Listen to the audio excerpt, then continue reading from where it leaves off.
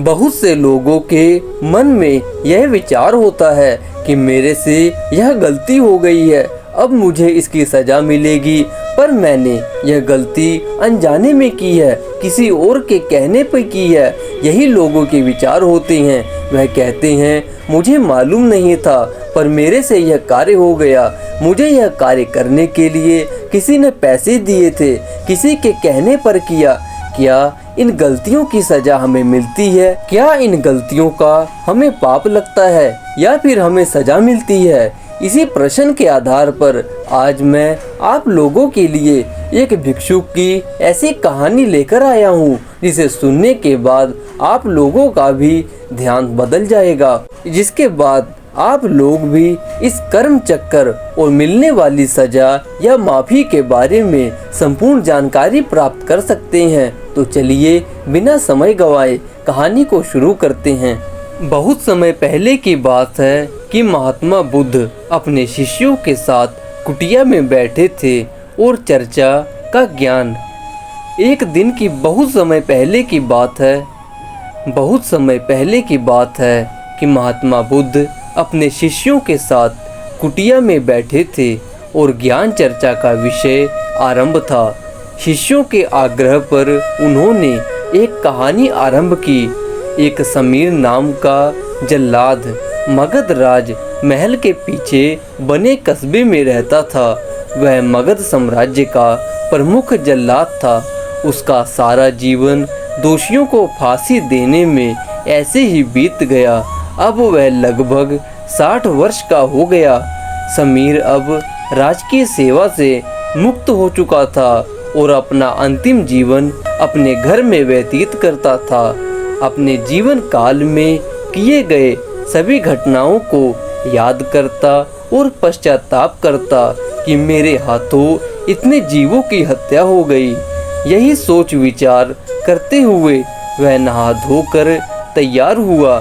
जैसे ही वह खाना खाने के लिए बैठा, दरवाजे पर आवाज आई।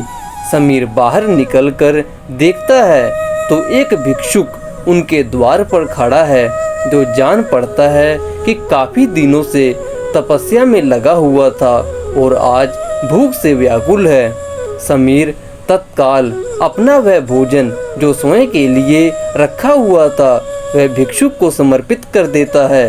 भिक्षुक की भूख शांत हो गई। भिक्षुक प्रसन्न हुए। भोजन के पश्चात भिक्षुक और समीर दोनों बैठे हुए थे। तभी समीर ने अपने जीवन में किए गए कार्यों को भिक्षुक के सामने प्रकट किया। समीर ने बताया वह राजकीय सेवा के दौरान अनेकों कैदियों अथवा अपराधियों को मृत्यु दंड दिया, जिसके कारण मुझे अपने पर अपराध बोध होता है और गलानी के भाव मैं सदैव उसी में ग्रस्त रहता हूँ।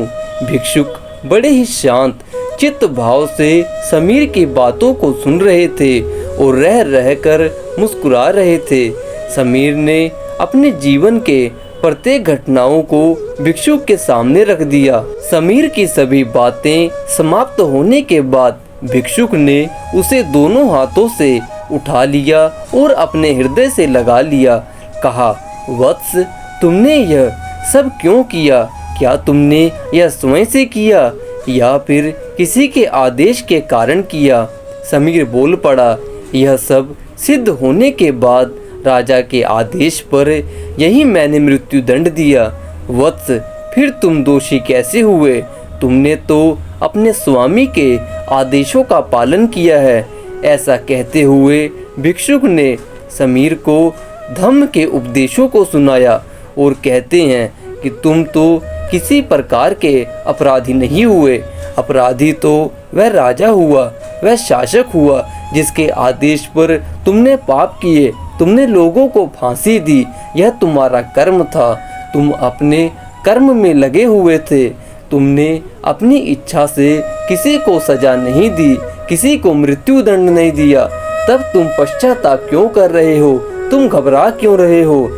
तुम्हें घबराना नहीं चाहिए, बल्कि शांत रहना चाहिए और आगे का अपना शेष जीवन अच्छे कर्म, परमात्मा की भक्ति और नेक कर्मों में बिताना चाहिए, ताकि अगर गलती से भी तुम्हारे ऊपर कोई दोष लगता है या कोई पाप लगता है तो आने वाले शुभ कर्मों, परमात्मा की भक्ति, सच्चे नाम को जानने से क्या पता वह कट जाए और तुम्हें मोक्ष की प्राप्ति हो जाए।